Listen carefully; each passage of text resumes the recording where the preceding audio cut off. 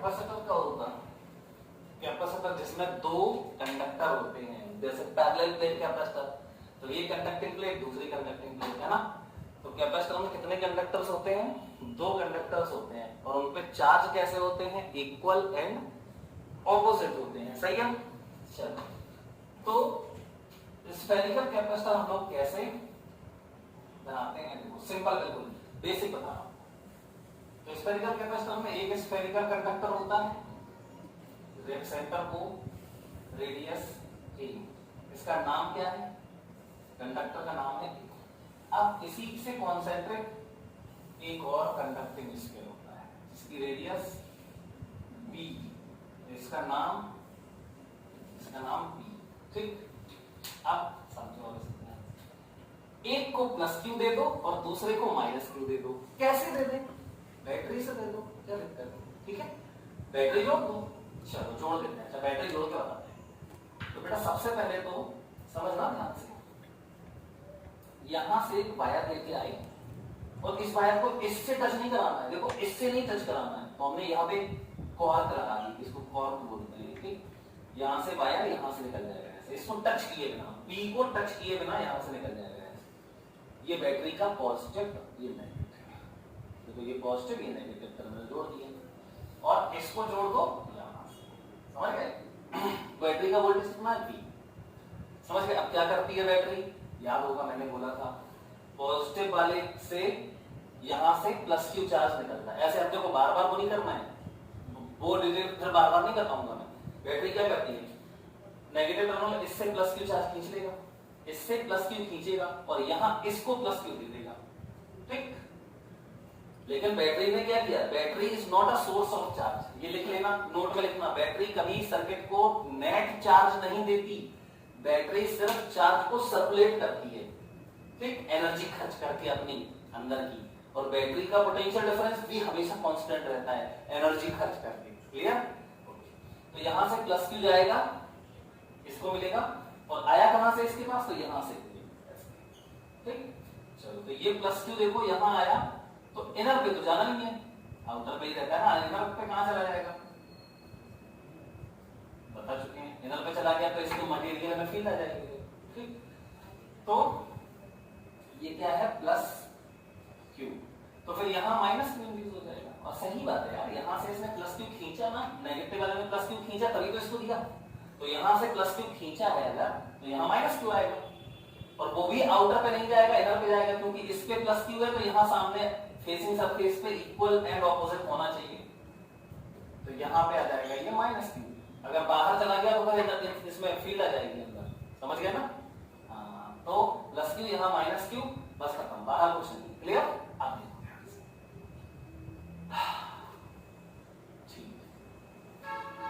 अब हम अगर चाहें हम तो इस टर्मिनल और इस टर्मिनल के बीच में पोटेंशियल डिफरेंस कितना है? V, है ना? चलो आप सुनो, तो इस टर्मिनल का पोटेंशियल कुछ होगा, इसका भी कुछ होगा। तो मैंने बोला था कुछ भी मान लो कुछ भी, तो इसका जीरो मान ले, 0 वोल्ट।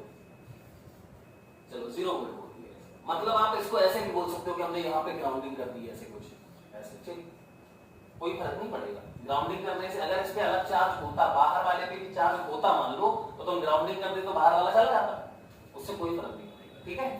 तो ग्राउंडिंग करो या ना करो कोई फर्क नहीं पड़ता। मैंने इसको 0 बोल दिया, ऐसे मैंने ग्राउंडिंग नहीं कर दी, नहीं तो इसको x बोल दो और ग्राउंडिंग मत करो, क्या फर्क पड़ेगा? कोई डिफरेंस नहीं है, ठीक, आपकी मर्जी जैसे। तो चलो ये 0 वोल्ट बोल दिया, और यहाँ पे मैंने बोल दिया V वोल्ट, मतलब इसका V वोल्ट और इसका 0 वोल्ट, ठीक। तो फिर अगर इसका V वोल्ट है तो देखो ये वाला टर्मिनल किससे कनेक्टेड है? इससे, तो इसका भी V वोल्ट हो जाएगा पूरे का। कंडक्टिंग का सरफेस इक्वल पोटेंशियल होता है, तो अगर इस टर्मिनल से इसको जोड़ा है तो इसका पूरा पोटेंशियल इसके बराबर हो जाएगा, मतलब V। और यहाँ 0 है तो इसका बाहर वाले का 0 होगा। अब देखो मैं वही प्रूफ भी कर देता हूं, तो इसका और इसका पोटेंशियल का डिफरेंस कितना आएगा? सरफेस के पोटेंशियल्स का डिफरेंस कितना आएगा? V आएगा, जो ये है बैटरी के बराबर। तो निकाल देते हैं, देखो कैसे आएगा। तो सबसे पहले potential on inner conducting sphere A है ना। चलो तो वी ए इसको बोल देते हैं वी ए। तो बताओ चलो अब तुम्हारा काम है, देखो वी ए इसका पोटेंशियल बताओ कितना है। तो पहले इसके खुद की चार्ज की वजह से तो के क्यू बाई रेडियस के क्यू बाई ए, और इस पे देखो इसकी वजह से भी यहाँ आएगा क्योंकि इसका नेगेटिव चार्ज है, इसकी वजह से कितना आएगा यहाँ पे जितना इसके सरफेस पे होगा, तो माइनस का K Q by B, minus K Q by B. ठीक है, अब आ जाओ potential on outer conducting sphere B, B का पोटेंशियल, तो इसको बी भी लिख देते हैं, जीरो आना चाहिए, देखो आएगा। तो पहले इसकी वजह से बताओ या इसके खुद की वजह से बताओ। तो इसकी खुद की वजह से होगा माइनस का के क्यू बाय बी और प्लस इसकी वजह से बाहर, तो इसका भी के क्यू बाय बी, समझ गए, के क्यू बाय बी बराबर, तो जीरो आ गया, सही बात है ना, कोई फर्क नहीं पड़ा, है ना। चलो तो पोटेंशियल डिफरेंस निकालो, पोटेंशियल डिफरेंस V, मैंने बोला था पोटेंशियल डिफरेंस को मैं V लिखूंगा, तो V बराबर VA माइनस VB, तो V बराबर VA माइनस VB, मतलब VA ये है और VB जीरो है, तो ये हो जाएगा के Q by A minus K Q by B, के क्यू बाहर कर लो, तो V बराबर हो जाएगा के क्यू बाहर 1/a माइनस 1/v, के की वैल्यू रख दो, तो ये v बराबर हो जाएगा 1/4 पाई एप्सिलॉन नॉट, तो 1/4 पाई एप्सिलॉन नॉट, क्यू ये है, एलसीएम भी ले लो, तो एलसीएम आ जाएगा ab और यहाँ पे b माइनस a, तो ये देखो बेटा पोटेंशियल डिफरेंस आ गया, क्या आ गया ये पोटेंशियल डिफरेंस। अब यार कितना सरल है, इसका और इसका पोटेंशियल डिफरेंस आ गया, तो कैपेसिटेंस निकालने में क्या दिक्कत है, c बराबर q/v, Q inner surface of positive plate, तो ये पॉजिटिव प्लेट है और इसका फेसिंग सरफेस का ये वाला पॉजिटिव वाला है ना इसका चार्ज, सिंपल।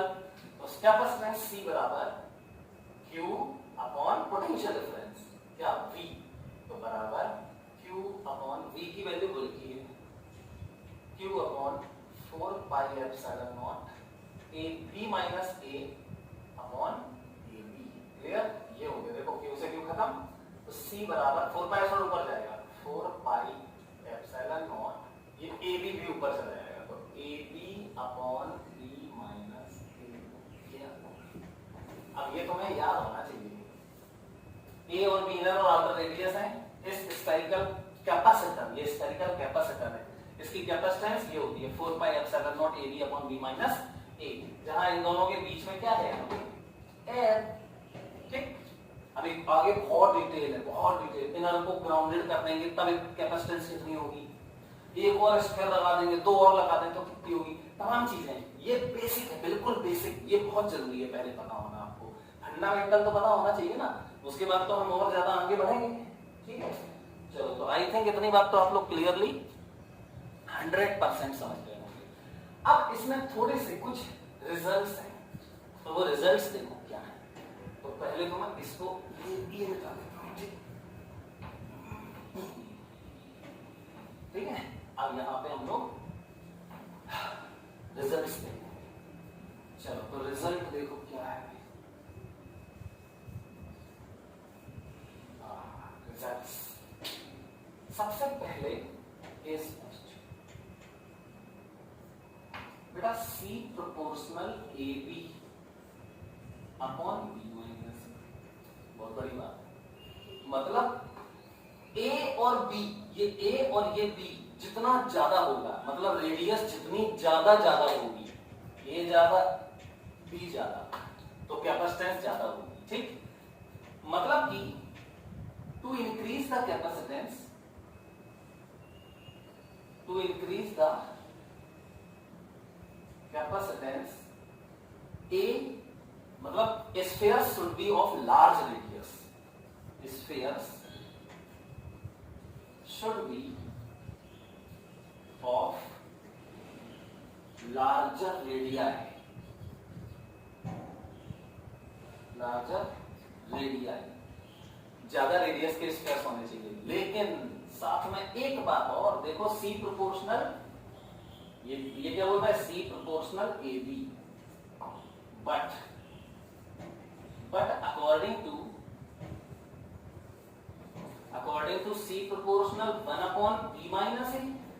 ये देखो, ऐसा नहीं है कि तुम इसको कम कर दो और इसको बढ़ा दो, ये वाला बड़ा करो तो ये बढ़ जाएगा, मतलब b तो बड़ा हो जाएगा, और a को तुम इतना ही रखो तो ये देखो b माइनस ए, ये a है और ये b है, तो डिफरेंस ये क्या हो जाएगा, ज्यादा हो जाएगा।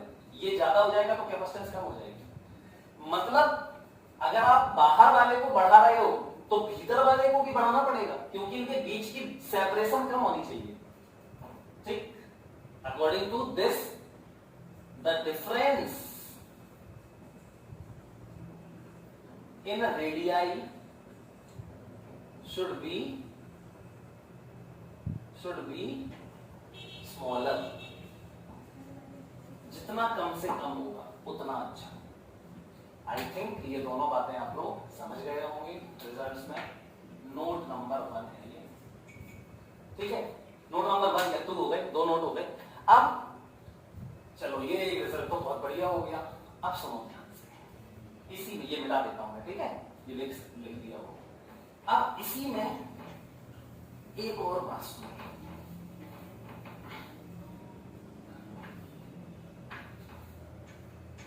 देखो बेटा, ये भी मैं पूरा मिटा रहा हूं। ये अभी बेसिक चीजें चल रही हैं, बिल्कुल बेसिक। अभी इसके बहुत सारे केस होते हैं, बहुत चीजें आती हैं। डायरेक्ट्रिक अभी पढ़ेंगे, पूरा डायरेक्ट्रिक का एक टॉपिक होगा बड़ा सा।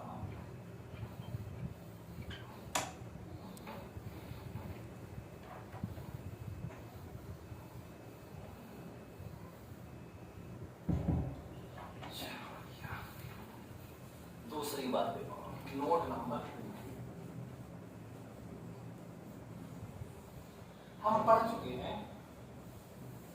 आइसोलेटेड स्फेरिकल कंडक्टर, याद करो ये कैपेसिटर था, इसमें 2 थे। आइसोलेटेड एक था, याद होगा, C बराबर 4 pi epsilon not into radius. सबसे पहले यही बताया था, इसी की कैपेसिटेंस निकाली सबसे पहले, फिर अर्थ की रेडियस निकाली थी इसी का यूज करके।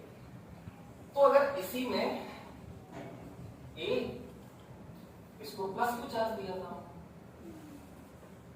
है ना, प्लस क्यू चार्ज दिया था इसको। आइसोलेटर जब ये सिंगल था तो हमने क्या माना था, आपको याद होगा कि इसका दूसरा कहां है स्फीयर। अरे ये चार्ज लेके कहां से आएगा, ये प्लस क्यू चार्ज कहां से लेके आएगा, इन्फिनिटी से। तो यहां से इन्फिनिटी से लेकर, तो यहां पे क्या था,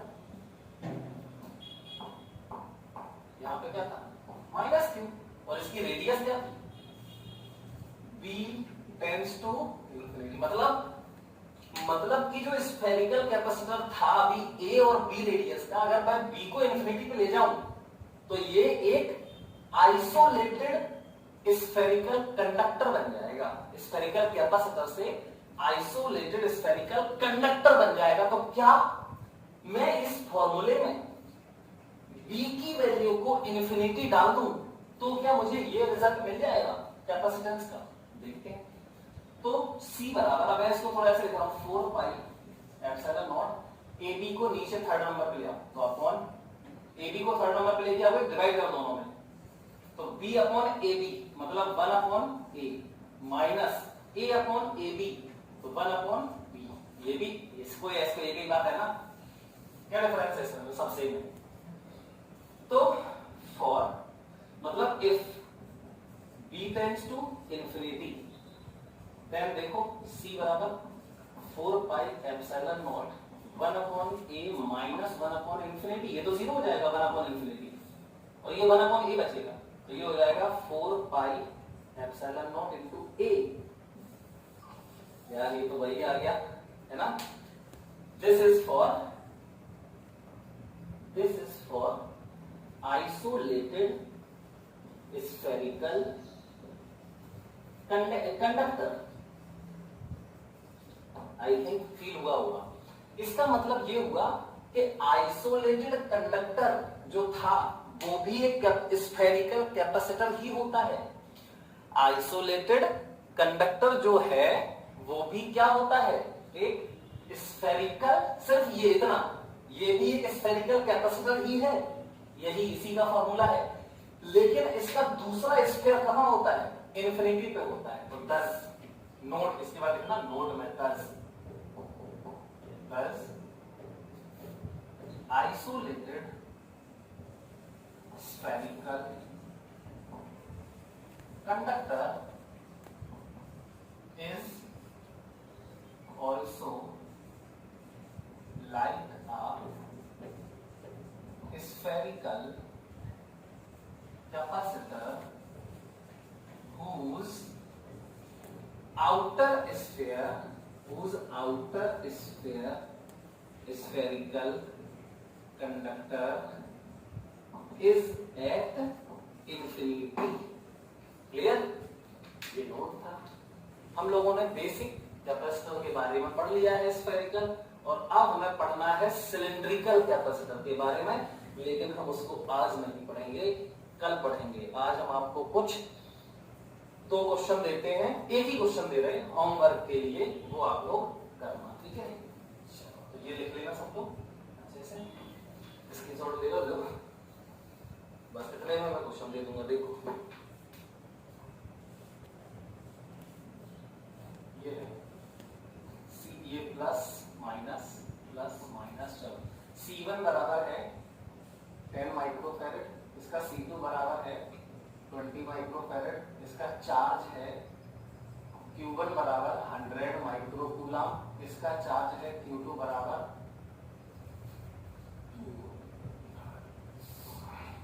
250 माइक्रोकूलम। ठीक है? अब कह रहा है कि case first positive plate are connected, case second negative plates are connected, then find, क्या फाइंड, फर्स्ट चार्ज ट्रांसफर,